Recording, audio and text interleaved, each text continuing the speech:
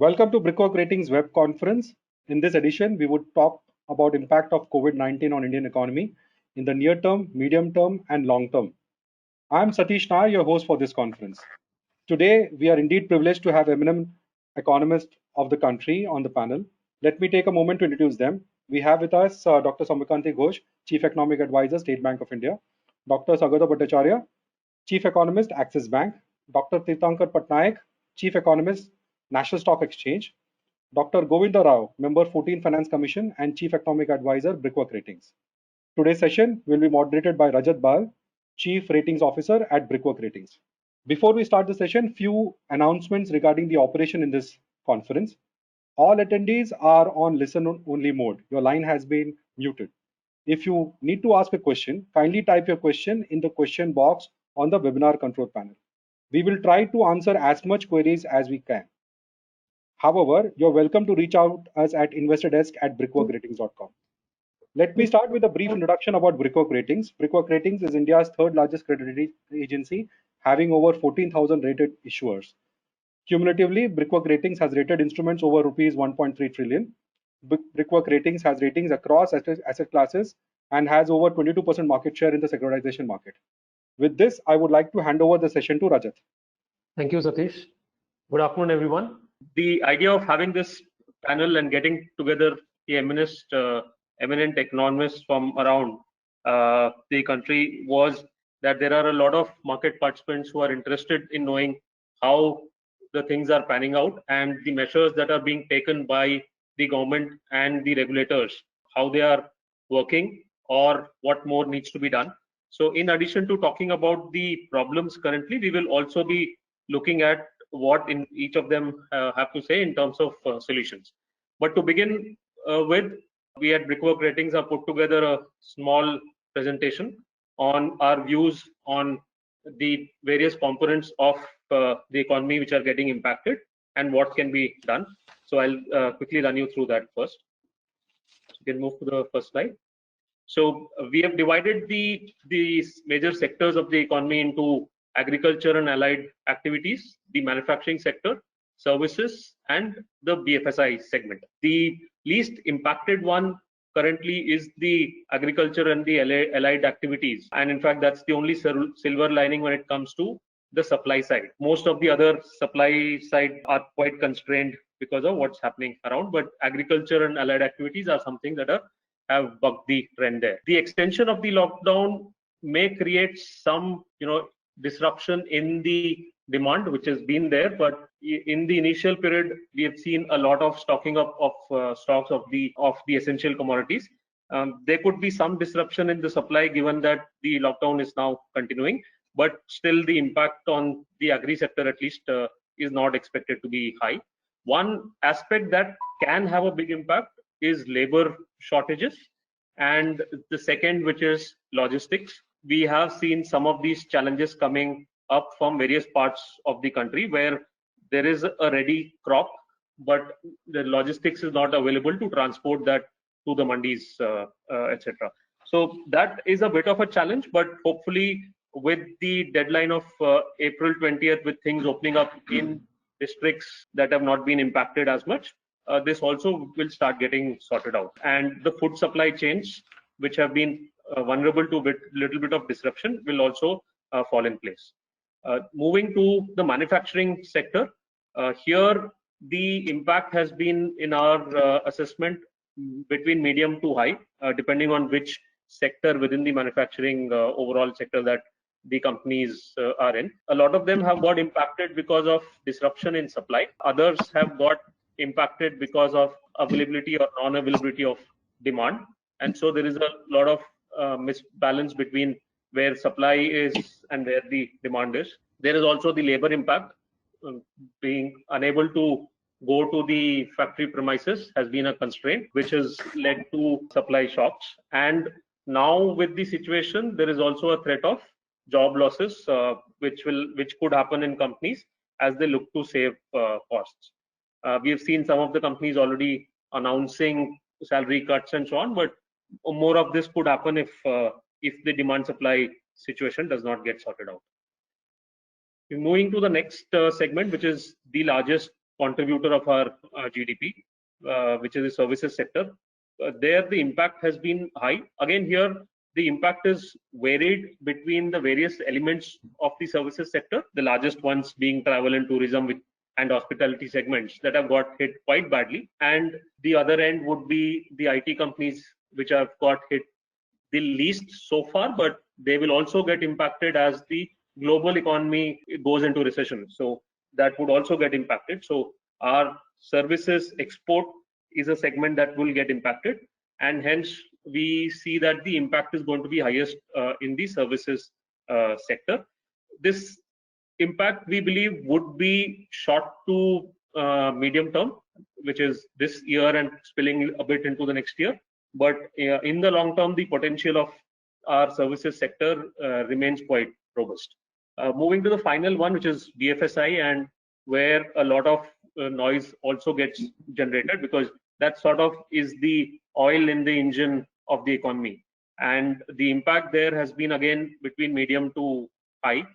Some of the BFSI segment which cater to the lower segment of the economy have been most impacted, and the others which cater to a salaried segment is the one that is least impacted. But anybody catering to, for example, microfinance segments, unsecured loans, SME loans, real estate funding, all of these will see a larger hit. So it's going to have an impact on growth, or rather no growth and more of degrowth. It's going to have an impact on their asset quality and eventually on profitability. So again, here the impact is between medium to high. Things that have been done recently by the regulators and government, and in fact the package that has come out today, are some things that will alleviate this issue to some extent. But eventually BFSI segment depends on not just liquidity, but also on asset quality, which could come under pressure going forward. So that's how we are seeing the impact of the major segments of the sector. Moving on to some of the things that we believe can be done to alleviate these problems. In the agri and allied activities, as I said, the impact is low. What needs to be ensured is availability of cash and liquidity to the farmers and the rural population, because otherwise the impact is going to be less. We are coming up to the next season.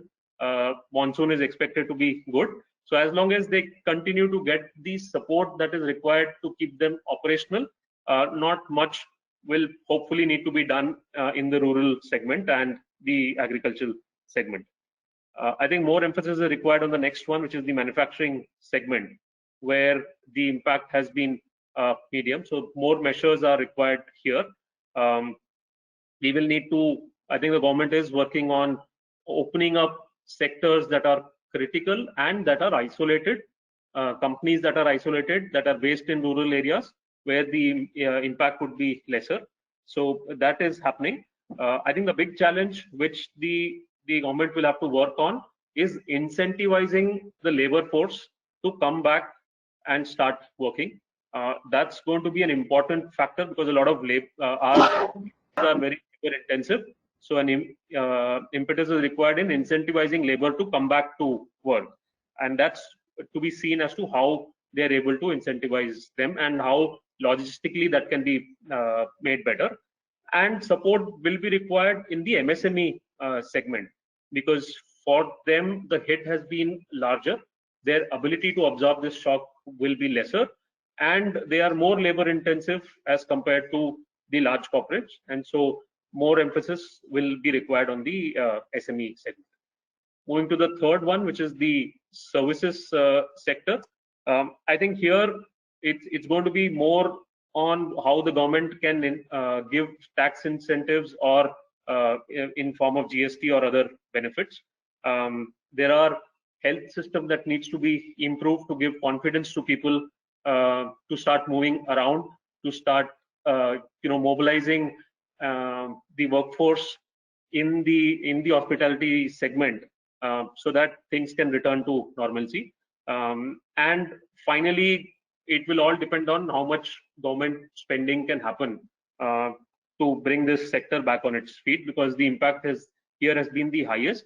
The contribution to the GDP is the highest, and the labor that is employed in the services sector is also the highest. So I think this is one sector where if there is incentive given and government focus, it can help the most number of people. Finally, the BFSI segment, I think here what is required and what can be done is through relaxation of certain regulatory measures. We've seen a lot of that come through, and we believe that it's going to be sufficient for the time being for the direct support that the BFSI segment requires. What is more important is now to see how the other sectors get the support so that the asset quality in the BFSI segment remains good. Some of the measures that have been announced today, we are awaiting more details on those because they can have a large impact if implemented well. So we'll wait to see the details of those. But we believe that this is a sector that can get sorted out. The direct measures that are required have been done. More indirect measures will help them out. So that's briefly on our view on it. What I would now do is move around to the panelists. I'm sure all of you would want to hear them, and each of them can take a few minutes, 2 to 3 minutes, to talk about how they are seeing things and what they would suggest that can be done before we move to specific discussion points. So maybe we can start off. We have a good coverage of people who look at the banking segment, which is the backbone right now. We have Mr. Ghosh, who is the chief economic advisor at State Bank of India, so our largest bank. We have Dr. Bhattacharya, who is the chief economist at Axis Bank, so a large private bank, so we get views of the entire banking spectrum. We have Dr. Patnaik, who is the chief economist at NSE, so we get the perspective of the markets and what the markets are looking like and what they are expecting. And finally, we have Dr. Rao, who will give the perspective from the rating side, but more importantly, he's also been a part of many of the organizations and committees of the government in the past. So he'll be able to give that policy perspective also. To begin with, we'll start with taking their views. For 2-3 minutes, they can speak on this matter and how they are seeing things develop in the current scenario. Post which we will move to a discussion on some specific points, and also we'll bring in questions from the people who are attending the webinar. So let's move to Dr. Patnaik, and if you can give your views to begin with. Well, thank you, Rajat, for this opportunity. We've seen that the COVID-19 crisis is something completely unlike anything that the Indian economy has seen in the last several decades, I would say. The important distinction that needs to be made is that while 12 years back the global financial crisis was something we had not seen earlier, now the current situation is something much worse. The key differentiating factor is that the global financial crisis was a financial crisis. It was a financial crisis where global growth in real terms was at its highest since World War II. What you had was a crisis that led to dislocations in the financial markets, which then did not allow firms to meet their debt obligations, even though they were solvent. So the lack of liquidity, which was understood to be a major factor behind the crisis, was taken up in a meaningful way by central banks, and then we saw significant amounts of liquidity being injected into the global financial system. And we've seen central bank balance sheets bloom, and with asset price inflation in various sectors. The Corona crisis is something entirely opposite. This is the response to the social distancing response to the Corona crisis. Picture it as a significant real shock to the global economy, and this real shock, the longer it takes, will translate into financial shocks, and that's something that needs to be kept in mind. The other thing that needs to be kept in mind is also that the Indian economy going into the global financial crisis had 4 years of 9% growth behind it. The Indian economy going into the coronavirus crisis, if one may call it that, was at its lowest point in 5 years in terms of growth. So growth for FY20 was around 4.5, 4.7%, and for FY21, our expectation was around the same number, 4.5%. So this Indian economy was clearly not in a position, it was relatively in a much worse position to tackle with any kind of crisis vis-a-vis the 2008 GFC.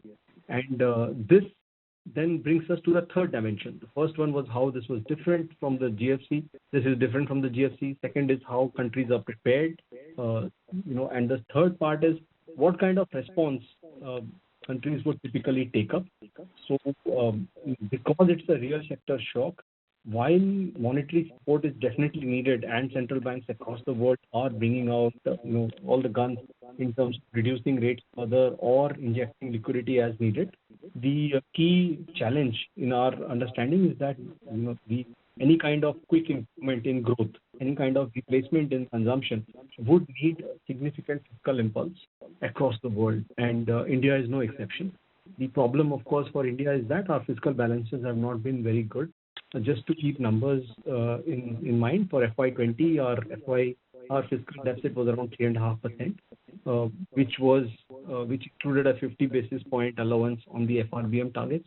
For FY21, the number right now is 3.5. Apologies, FY20 it was 3.8. FY21 it is 3.5% of GDP already. If you include off-balance sheet and all borrowings, the number goes to north of 4.5%. And with the real sector shock, one of the major challenges on the fisc side would be what to do with the tax assumptions for FY21. Clearly, there's going to be a significant shortfall there.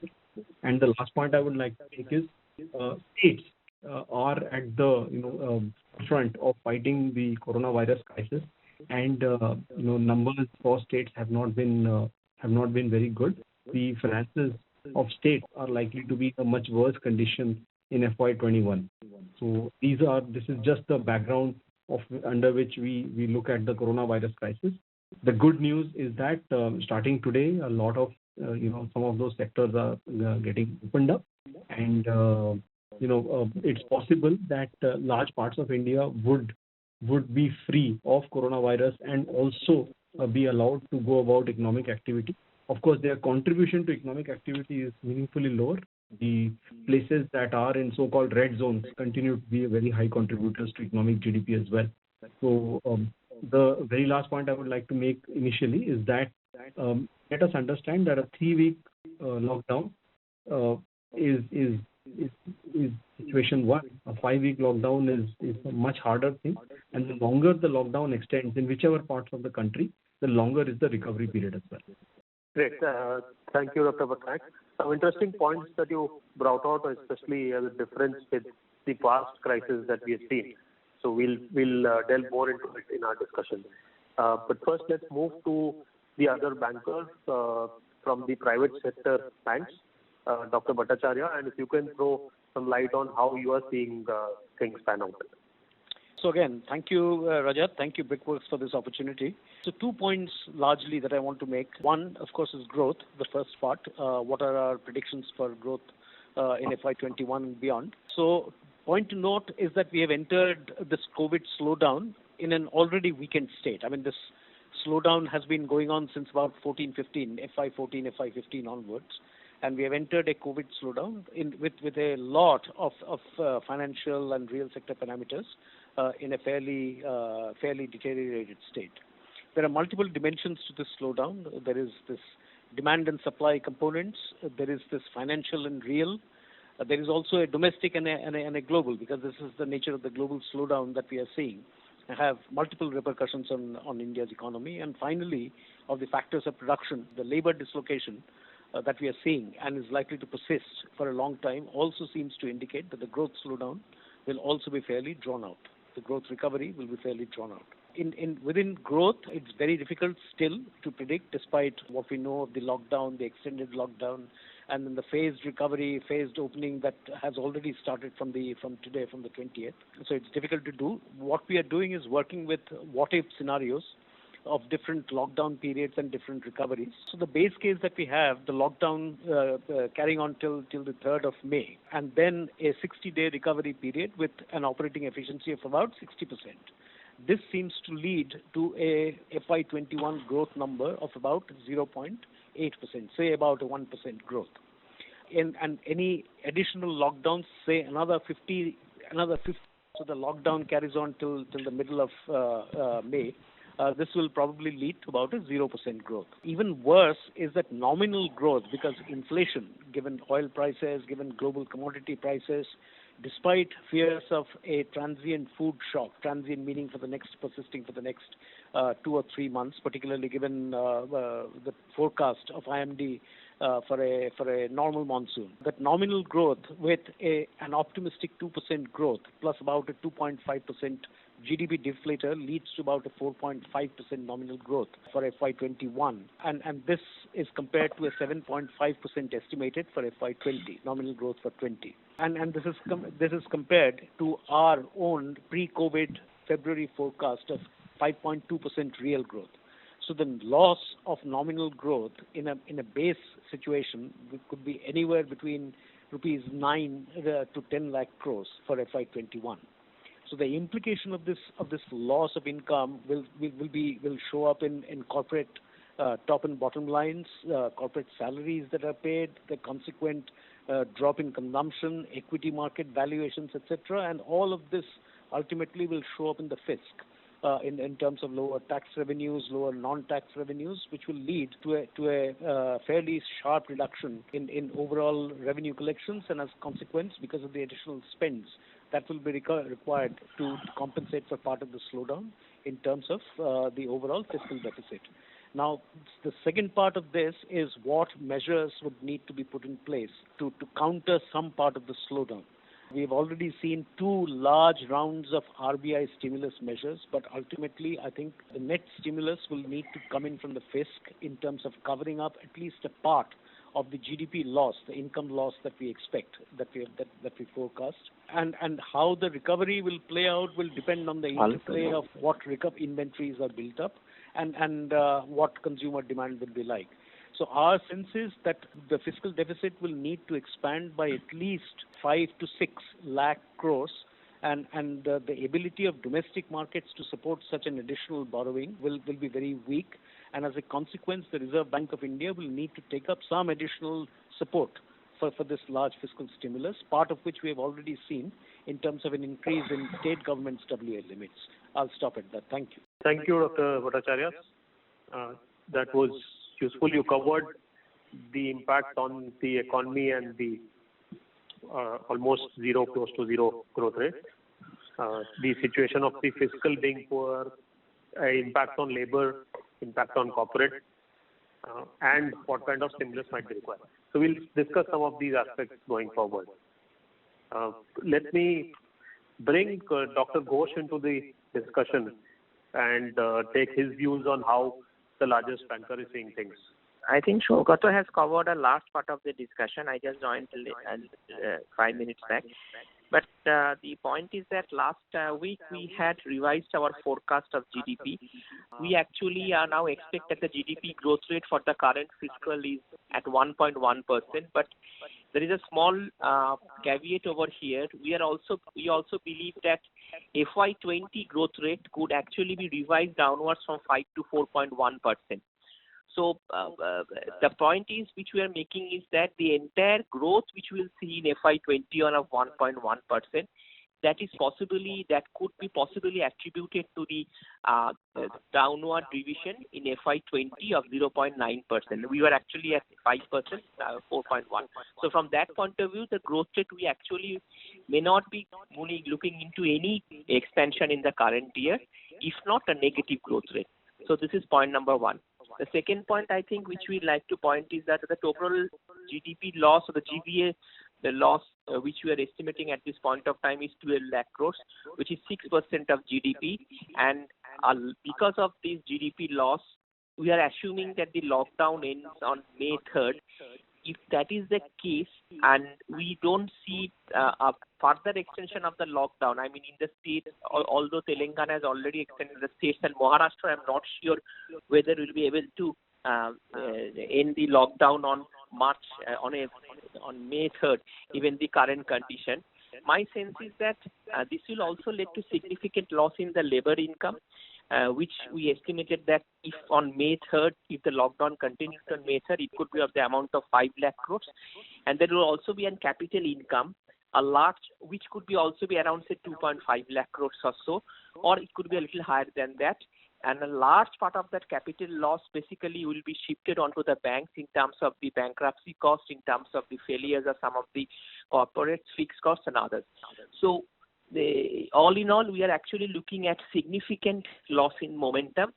And the point with this crisis, which I mentioned that day also, is that pandemic crisis lockdown is, even though India has done a lockdown at a pretty early stage when there were only 10 days, and even China had started lockdown when the number of days were higher than 10.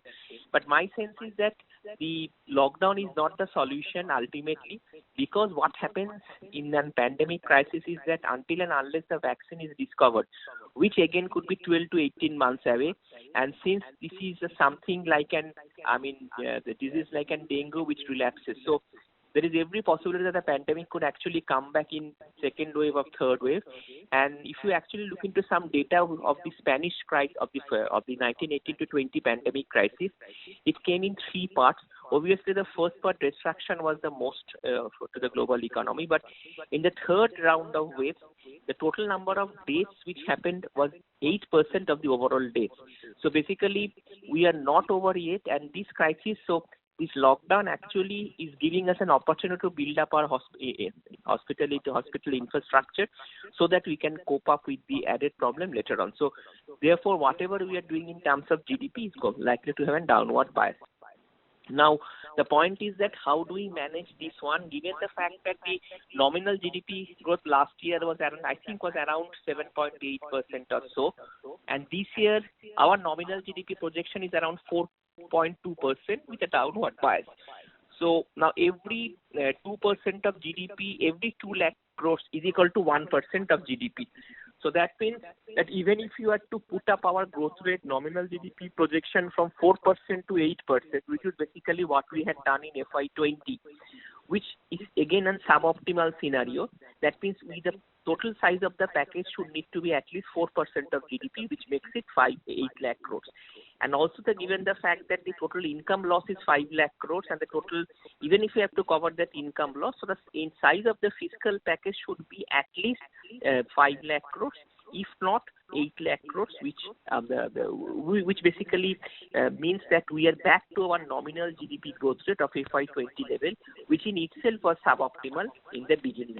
So that is for now. How do you going to finance it? I think there is a lot of talk about this financing. I would like to mention a couple of things. First thing is that obviously the RBI has done a lot of endeavor, heavy lifting in the process. The government now needs to do the heavy lifting. The total size of the government package as of now today, if I look into the first one and if I exclude whatever there was in the system and take only the incremental one, that is only 0.4% of GDP. The government needs to do much more than here. Every country, if you look at the history of every country, they have gone through a staggered response, and India, I don't think, will be an exception. India should also have to go through a staggered response, but we have to do it quickly, because the problem is that we need to save our lives through the lockdown, but there is also a trade-off of life lost because of the lockdown, because of this, hunger and other things, which we are now, which actually social unrest, which could witness in ugly head if we continue to, if we delay our package any further. And the other problem is that, other ways of how we can look into this, I think we are already recommending to the government of a guarantee program for the SME and also the retail sector. The case is that the advantages with the guarantee fund is that the government just needs to put in a little bit amount of capital, because the leverage in terms of a guarantee fund is always significantly on the higher side. So if you have to put up a guarantee, which of course will not, which basically, of course, all these are off-balance sheet items, so basically it could be around 30,000 crore. So it could actually leverage is around, experience shows that in Singapore, the leverage number is around 60 to 70 times of the total guarantee fund. So in Indian context also, the total amount of fund which the banks can lend could be a multiple of 50 to 20 times of this. government guarantee which could be put in a separate fund and not be given to the banks. So that is that could actually push credit, because at the end of the day, if you remember the history of 2009-11, we should not push the banks of actually going aggressive on this lending and then see the cycle which actually has still not been ended, the asset quality cycle. The second option is that, which I don't know whether the government will like it, because second option is a tax-free, issuing of tax-free bonds, because there is now the market for bonds has completely died up, given the fact that there has been no issue of such one. So I think that could be a good idea. And the third thing which I think could be done is that, basically, as we are saying, some part of the deficit needs to be monetized. What would be an optimal level of the monetization that the Reserve Bank of India could best decide on? But my sense is that, without that monetization, and I think things are not going to come back to the normal. And also the fact that if you look into the monetization, if you look into the history of all central banks, I leave aside India because India is an emerging market economy, but all developed economies, the open market operation has become a toolkit of the monetary policy, whatever has been the size of the fiscal. This has been with all central banks, and I don't see any reason why the RBI cannot, why we cannot do it. There is a fear of basically unintended consequences, because we had walked down that path till 98 when we abandoned that path rightly. But at this point of time, I think the talks of also an inflation could be premature because of monetization, because the fact that is that people are also holding significant amount of cash, so there is a currency leakage. So the money multiplier has actually declined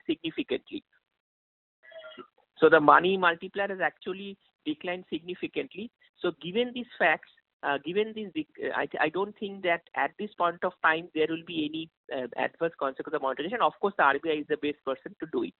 So these are a couple of the options. And what would be the sector-wise impact? I said that day that some of the sectors like aviation, hospitality, then automobiles, then food processing, then power, then gems and jewelry. I think all these sectors have seen a significant decline in textiles, a significant decline in credit quality, and of course construction and NBFC. And I think these sectors will see a high COVID impact. So another thing is that regarding the fiscal, I think the size of the fiscal could actually widen significantly. I am very much worried about the states, because the states, even though the RBI has given them WMA limit enhancement twice, but I think at the end of the day, states have no source of revenue. There will be a large GST slippage this year. We estimate that number could be anywhere between 75 to 1 lakh crore at this point of time. So if there is a GST slippage, if the states cannot mobilize own tax revenue, I think at some point of time there has to be an arrangement by the RBI for the states to do some sort of an arrangement, whether it could be an OMO in state government securities, or it could be an additional window which the center gives. That's a matter of debate, which the central bank is the best judge. But to me, things as of now look, a little bit bleak, and I think that we need to push the economy further in the coming days so as to get back at least to whatever we are doing in FY20. Because if we remember that after the GDP numbers were revised, actually the growth numbers were better in quarter 1, quarter 2, and the numbers became progressively worse off in Q3 and of course in Q4, which was projected. So from that point of view, the slowdown actually was front-loaded. And if I take the example of the COVID, that could be a worsening of the situation. So I would like to stop here, and then any questions I can ask. Great, Dr. Ghosh, thank you for that. So some interesting points that you brought out on what solutions can be there to resolve this and where the stimulus can come from. We will get into a discussion on especially those aspects. But before that, we'll take views of Dr. Rao, somebody who's been in policy making in the past. So his view of what is happening and what can be done. Dr. Rao? Well, after this three, well thought out presentations, I don't know what additional things I can add. It's indeed an unprecedented crisis. Comparison with the 2008 global financial crisis is, it's not correct at all, for the reason that we are now facing we are now in the slowing savings and investment cycle, and the growth has been slowing down, unlike in 2008. The fiscal space is very little. There is hardly any fiscal space, and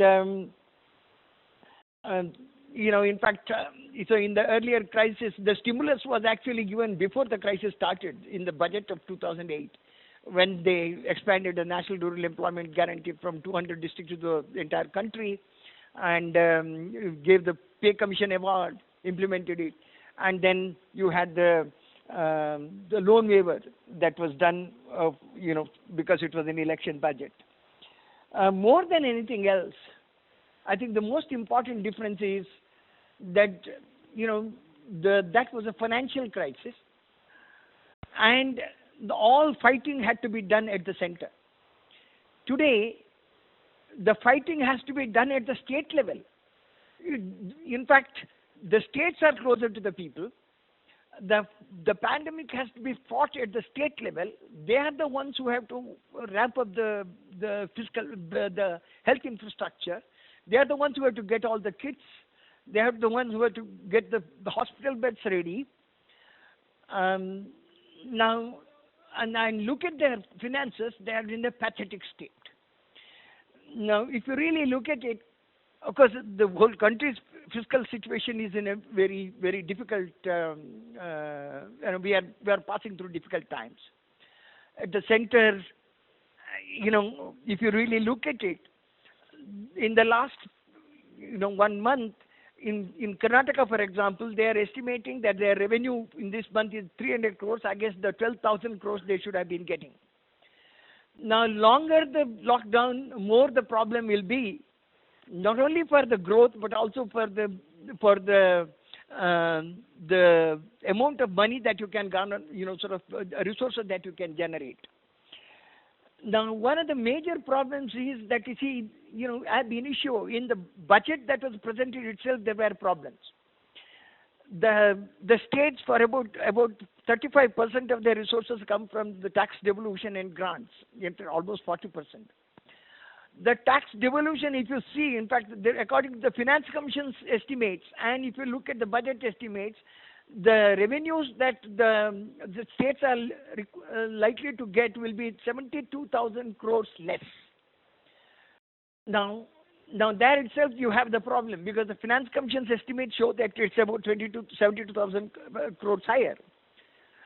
Now, if you look at the estimates of revenue, the tax revenue of the center, and compare it, try to look at it, the 11 months actuals for the previous year, now, and then annualize it, in the targeted revenue projection is almost 32% higher, which means that the revenues it will be impossible to collect those revenues, and about 35% of those go to the states, though the Finance Commission's recommendation is 41%, because there are cessions and surcharges.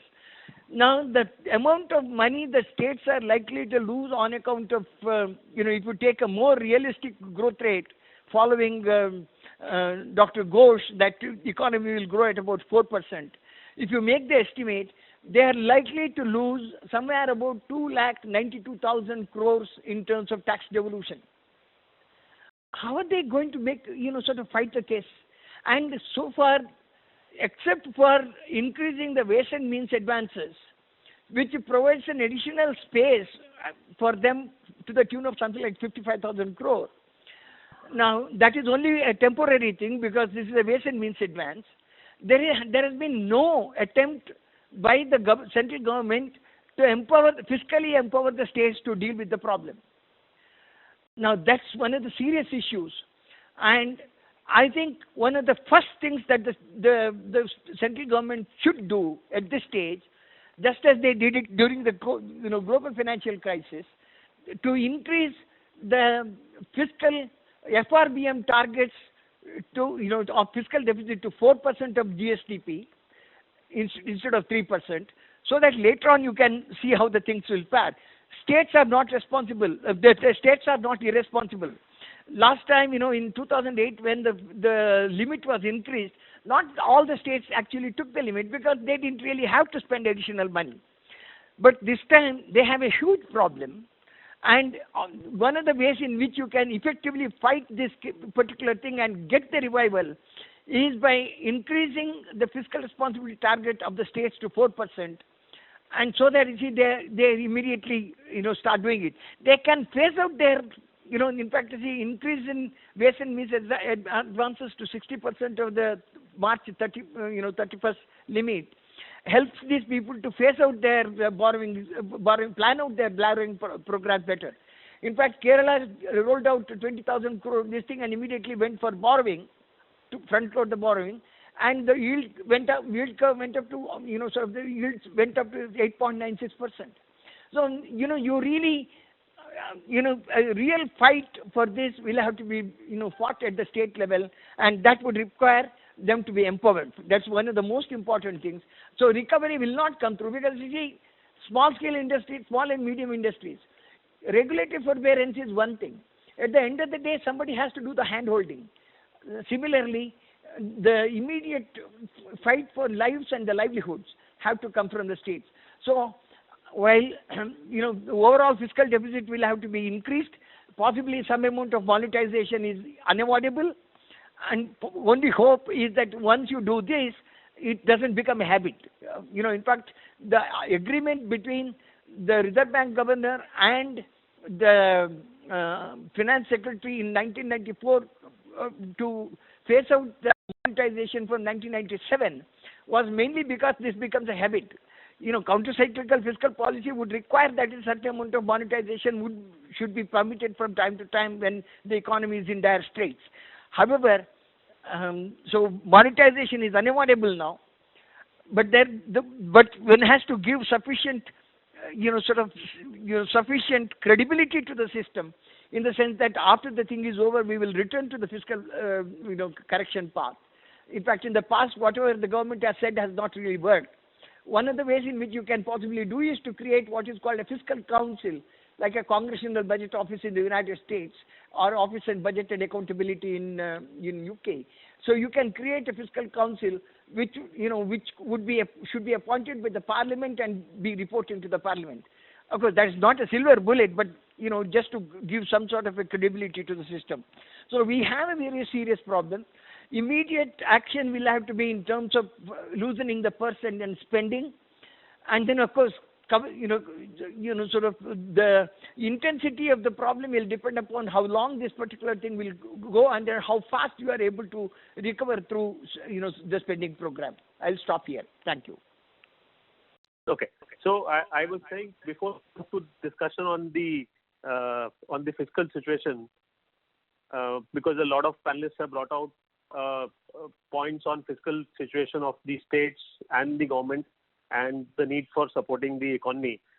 Before moving to that, we will have a quick word from Dr. Patnaik on what is happening in the equity markets, and can people now stop worrying about them losing money in the equity market and start looking to contributing on the real economy side and bringing that back up?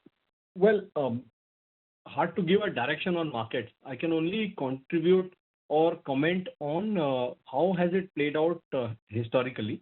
Now, historically, whenever there has been a sharp correction in markets and an accompanying drop in valuations or an economic shock, which leads to, as Shogato pointed out, loss of earnings, the markets have rebound fairly sharp and fairly aggressively, and one can go back to the last couple of crises. One can go back to 2013, one can go back to 2008, 2009, and then 2006, the 2000 crisis. Various, whenever the markets have had a significant correction, there has been a sharp rebound, and this sort of underlines the fact that markets do bounce back fairly quickly the moment there is some visibility on the horizon of the earnings coming back. They don't really wait for the earnings to come back up or return to pre-crisis levels. The same works for on the way down as well. Markets cracked more than 20% this year, whereas earnings have not really gone down in anywhere close to the same fashion. And at the moment, the current numbers for FY20 consensus numbers are likely to be revised downwards significantly, but they do build in something like the late teens in terms of growth for FY20. And for FY21, again, the numbers are being revised down as we speak, but consensus numbers are again in the mid-teens, so about 14 to 15%.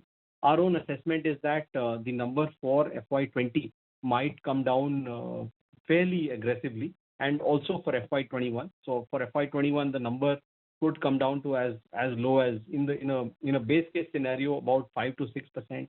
In a bear case scenario, the number could be 0%, and in a bull case scenario where things do not go negative as is currently perceived, the number could be somewhere in the mid-teens. So accordingly, there will be impact on valuations as well. So if you notice from a performance perspective, the drop of 20% this time from January was the sharpest ever from a normal market to a bear market. And while the markets have recovered about 7 to 8% already, there is clearly a long way before Nifty gains anywhere levels close to where they were in January of 2020. In terms of valuation, specifically, the current valuation levels at roughly 12 times 12 months forward earnings are those which had been seen last in the period 2011 to 2013-14. These were the periods where growth was steadily going downwards. The expectation of a quick recovery from the GFC had not really panned out. So there was a period when valuations were meaningfully low. Markets have gone down, meaningfully, sharply downwards around those levels here. And from an average perspective, the last 10 years, 12-month forward multiple is about 14.5 times. Today, we are clearly about, easily 10 to 15% below that number, below the average. And what could be expected going by historical performance is that there will be a recovery, and which is already sort of panning out. This is a recovery which happens when the market gets a sense of light at the end of the tunnel, in the sense that if the current panic about COVID-19 outbreak goes away and actually reduces, then one would see markets sort of coming back. But as Shyamakant Ghosh pointed out, there is every likelihood of a rebound of infections coming up when lockdowns are eased, and that is something that the market will be also cognizant of. I must also point out is that the recovery in markets in this particular quarter or this particular month has been largely led by global fundamentals. This is point one. The second point is the fight against COVID-19 is no longer global. It is also very, very individual for one particular, every country. China is out of it. Europe has probably seen its worst already. US also, the numbers are coming off. India is not so lucky at the moment. Over the next 10 days, it would really be India's time of reckoning. The numbers for India should also come off by the first week of May or so, and that's when the markets will also take a sign of breather, take a breather in terms of performance. And one would, however, start seeing the lack of earnings also showing through as analysts revise their numbers downwards. That's when you are also likely to see problems. In terms of foreign interest, again, at the moment, it's about every country cutting back, and the way every country manages to meet macroprudential guidelines while giving a proper fiscal response. Okay, great, thanks. So there is light at the end of the tunnel is what investors are looking at, and it's finally coming back to the real economy and the companies being able to actually come back into light. And as most of you have pointed out, that depends on the government's ability to infuse money into the markets where it is required. So Dr. Ghosh, let me come back to you. You said the requirement could be anywhere between 5 lakh to 8 lakh crores of package that will be required. Where do we get the resources? Where does the government get this kind of resources? and we obviously don't have the fiscal space available. So where does these resources come from? The first thing is that fiscal resources were never available and will never be fiscal resources will never be available. In a country like India, will be always be perennially fiscal constant. So that is the first thing. The second thing is that this has to come.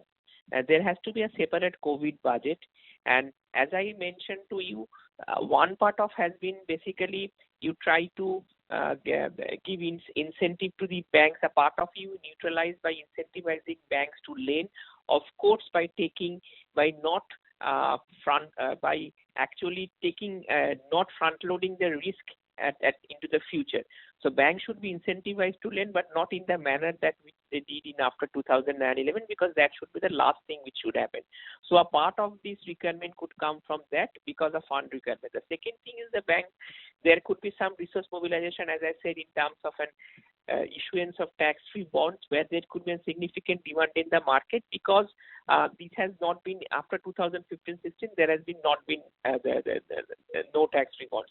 The third thing which I said, there should be a limited monetization of monetization, and this monetization amount needs to be determined by what the RBI is trying to the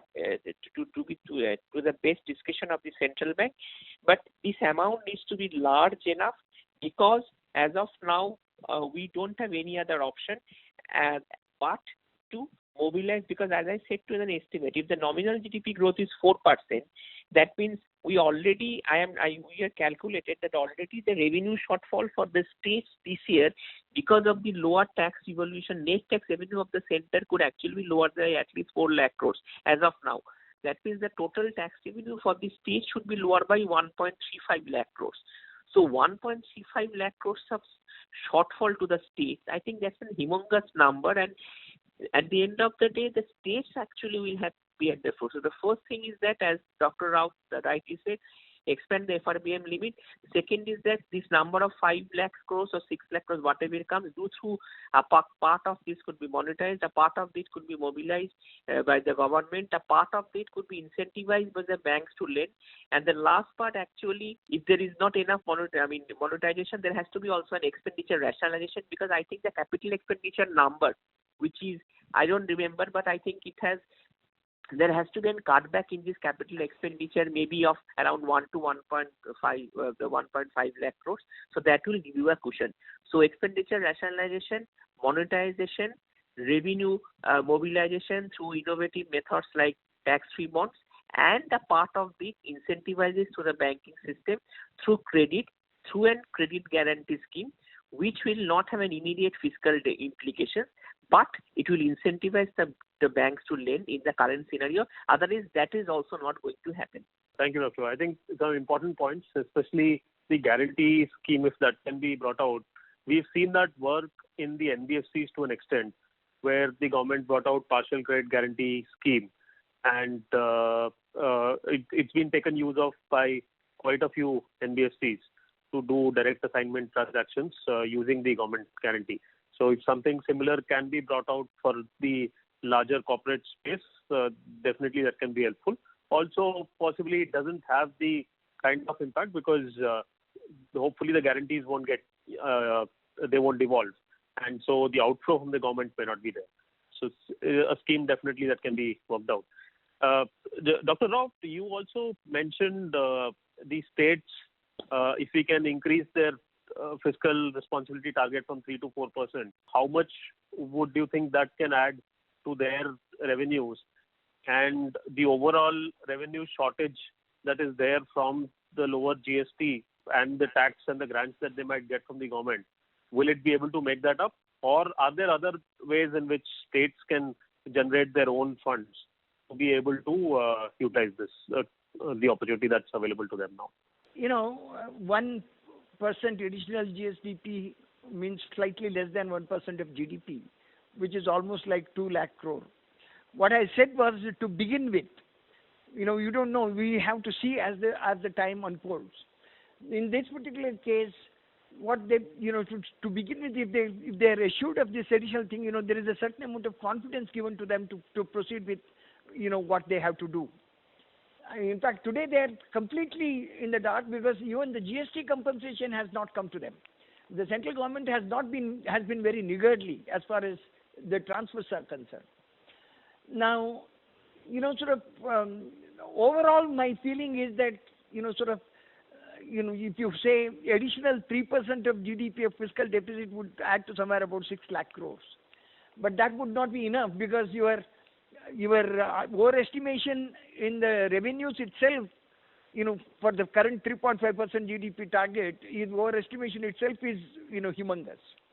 So therefore, we will have to see as the time passes by. As far as the states are concerned, I am saying, there will be a very serious hard budget constraint even with 1% additional money, because their revenues are likely to substantially, decline.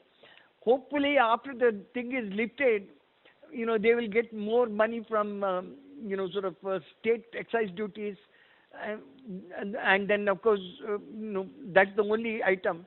Stamps and registration and sales tax or GST, on petrol and diesel and GST are not likely to show much of an increase. There will be shortfall.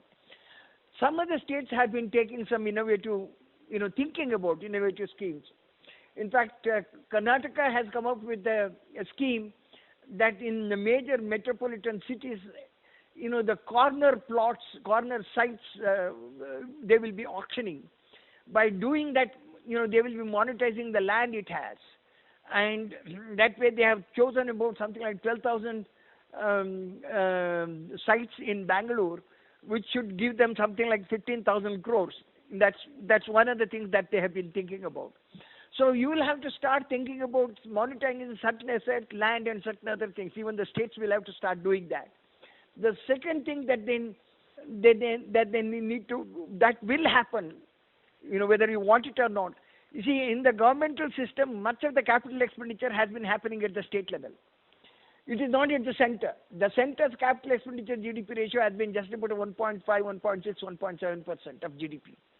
Whereas at the state level, it was 2.5 to 3%. So there will be a cut in the capital expenditure this year. And that would have implications for the future productivity of capital spending. That's second. And finally, I want to make one point about this tax-free bonds. I'm one of those persons who always felt that the objective of the tax is to raise revenue and not get into all sorts of other objectives.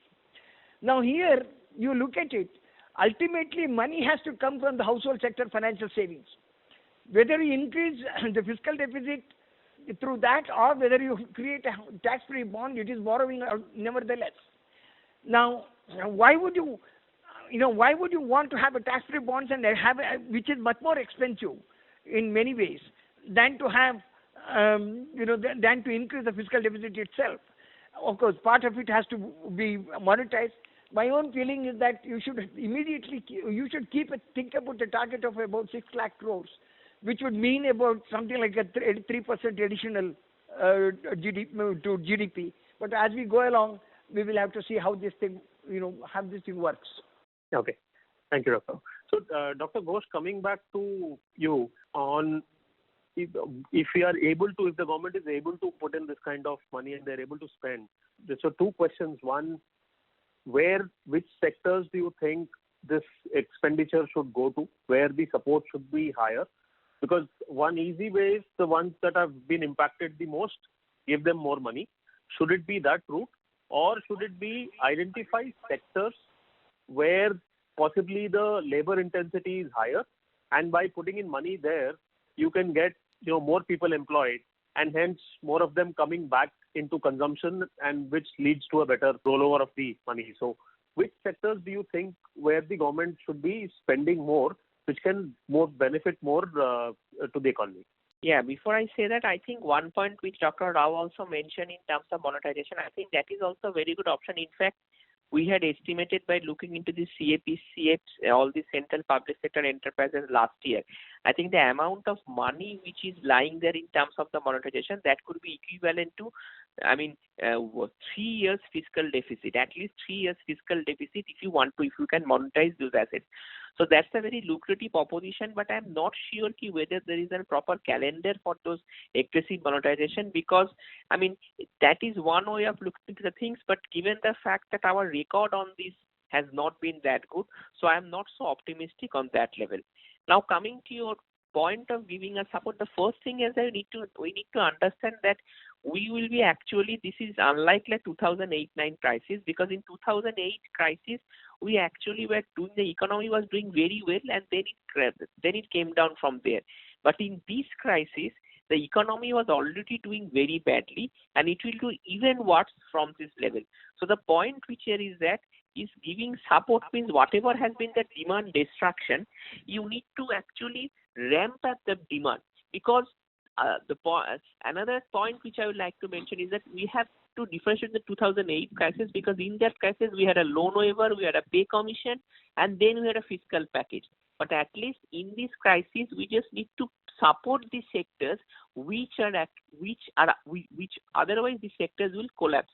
So some of the sectors which I think, so the point which I'm trying to mention is that it's not about giving a fiscal package. It's not about giving a fiscal stimulus, but it's going to give a fiscal package to the sectors which are mostly sectors like social consumption, which will basically significantly impacted by the pandemic crisis over a point of time. So what are some of these sectors? Some of the sectors could be hospitality. Some of the sectors, I think we estimated that to build a 250-bed hospital in India, or in India out of 718 districts, only 218 districts have good for hospitals. So there are 500 districts which don't have any hospital. So even in these 500 districts, you build up an 500-bed hospital in 250 districts over the next 3 years. It will cost you around 20,000 crore per year. So basically the first thing is that build up your health infrastructure. The other thing is that provide some sort of a combined payroll support to some of the sectors which has lost significant number of jobs. How to do an payroll support? I think there are several examples in front of us. UK is one of the examples whereby the government gives a support for 2 days. Then the employer forgoes his salary for 2 days, and the company supports it for 3 days. So there has to be some sort of payroll support for some of the impacted sectors. The impacted sectors, which I said at the beginning, is aviation is one of them, hospitality is one of them. Then the other sector is which will be the automobile sector is another of them, because that creates around 30 million jobs are at stake for the automobile sectors. Tourism is another one of them. Construction sector, you need to provide at least an income support for these migrant workers who are 25% of this total workforce, and we estimated that out of this 5 lakh crores, the loss in income to the migrant workers could be at least 1 lakh crores if the share is 25%. So an income to construction workers. So I think there are several options over there. It has to be a judicious combination, but as of today, our job is to save lives and not think in terms of a size of where from the money will come, because the money is obviously very difficult to come through from any of these if we can estimate around 5 lakh, 6 lakh crores. But at the end of the day, if you don't support it, I think things will only get worse from here. I just wanted to say one thing. Yes, in regard to, in fact, I got disconnected in between, so I had to come back. Sure. One of the things that I want to say is that you may not have much of a choice of which sectors that you want to start doing things.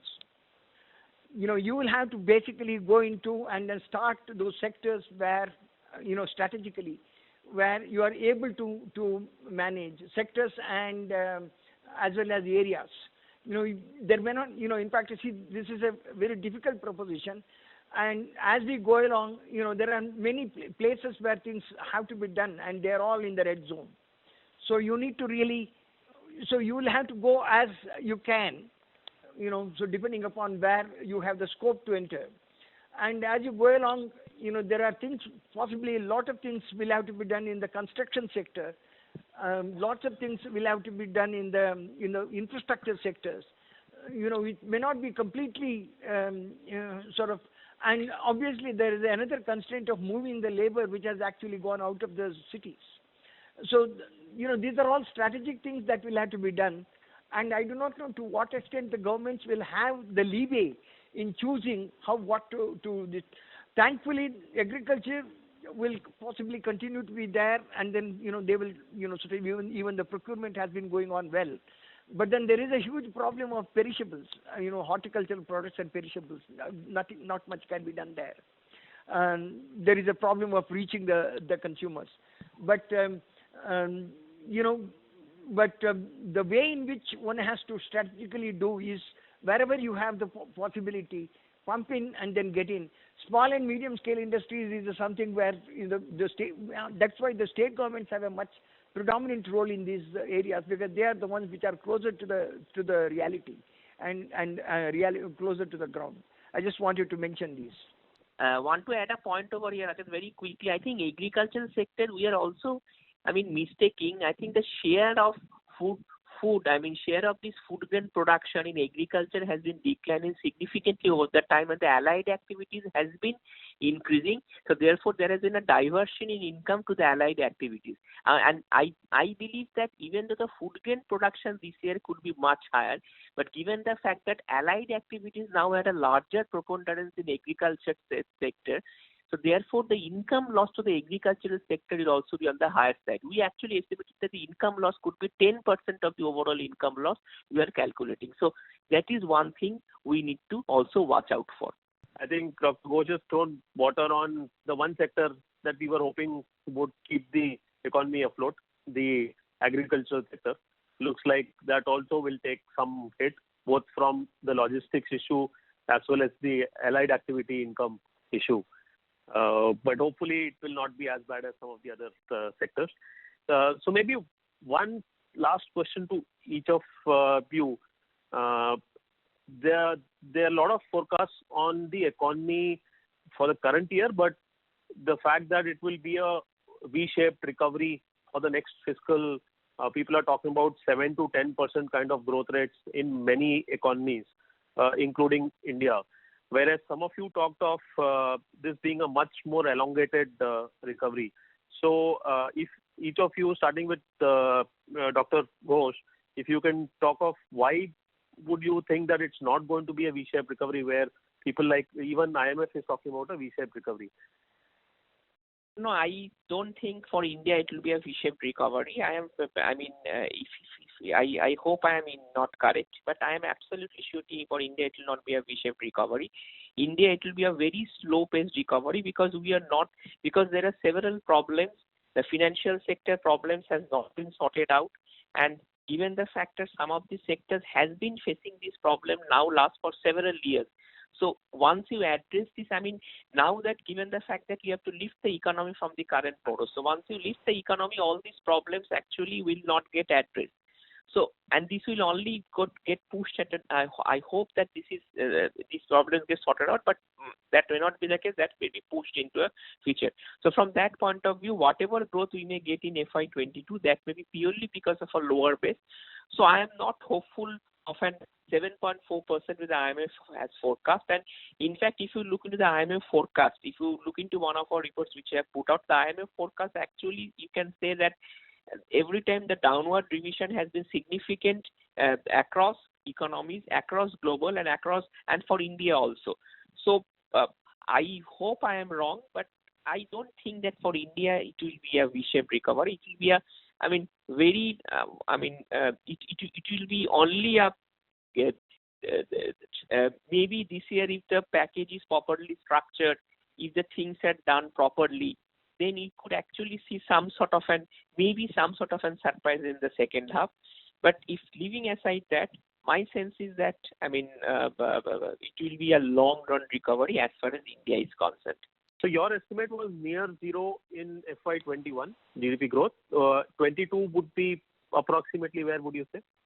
I am looking into between 6 to 6.5% as of now. We have not done it, but I don't think it should be significantly higher than that. Going to Dr. Patnaik, if you can have your views on this same question on why not a V-shaped recovery, and what is your estimate of this fiscal and next fiscal? A V-shaped recovery largely is mathematical also. One has to see, numbers like GDP at an annual level, quarterly level, at monthly numbers. When you take YOY growth calculations, there is a lot that happens due to the base effect.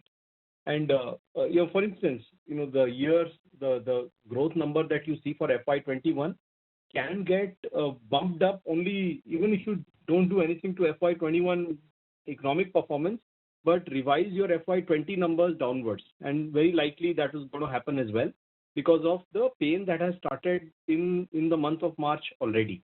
So we also believe that, as I pointed out earlier on in the conversation, we are in a meaningfully different position today versus where we were in 2008, where we had 4 years of 9% growth behind us. Now we are at the bottom of a 5-year growth downgrade cycle. So where you reach depends on where you start from. And clearly at this point, we are in a meaningfully different and weaker state of the economy than we were in 2008. So the recovery in any sense would also depend on how fast that happens. So there is while there is a mathematical bump up that will happen because of the base effect and you might see a good number, it will essentially be a jump, a standard exchange rate overshooting kind of a scenario where you see a good number, growth coming up a little bit and then again going down because of the various problems that we've had in the economy, even getting into the corona crisis. Remember, FY20 was one of our worst years on growth, with flow of funds to the commercial sector down about 70-75% in the first half of the year versus FY19. So there's no getting away from that part. Another parable that I could provide, a comparison that I could provide is we had high inflation all the way leading up to 2008. So there was a significant correction in inflation, and the RBI also had cut rates around that time in 2008 or so. But then when inflation rose up, it became rather entrenched and it was fairly high. So the same would work for growth. We would see weak growth numbers over the next at least 2 to 3 years. There's no pickup anytime soon, and this is unfortunate because we were probably in the worst state of affairs to have encountered the corona crisis. Right. So not such optimistic view from Dr. Patnaik. Dr. Rao, final word from you. Well, I wish I were an astrologer. And these days, I think many economists are turning out to be astrologers. We still do not know. There is so much of uncertainty about what is really going to happen, and how long the entire thing will last, and whether there will be sort of a rebounding of the pandemic. And if there is a rebounding of the pandemic, is there any possibility of a medicine being invented to deal with this? All these are in the works. We don't know. In the absence of any of these, it's very difficult to say. And given the fact that, given the rigidities within the economy itself, in fact, you see most of the places where urban areas are the growth centers. Let us understand them. Most urban areas are now designated as sort of COVID red light zones.